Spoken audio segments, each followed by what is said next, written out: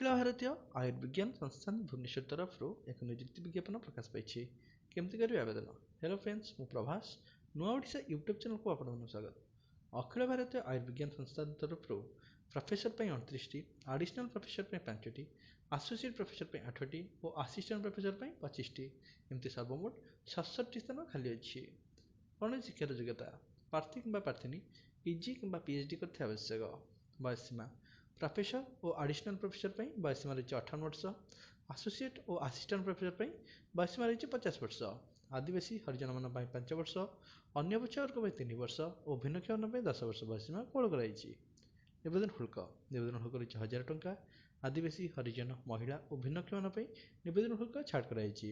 आवेदन प्रक्रिया प्रार्थी कि प्रार्थी प्रथम ऑनलाइन माध्यम आवेदन करने निजर आवेदन पत्र स्पीड पोस्ट कि कोरियर माध्यम पठाइबा।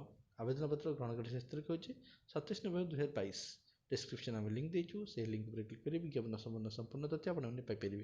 वीडियो देखने धन्यवाद। एमती नुआ नुआ वीडियो देखने आम चैनल को सब्सक्राइब करूँ, पाखे बेल आइकन प्रेस करूँ, जहाँद्वारा latest video updates notification Piper.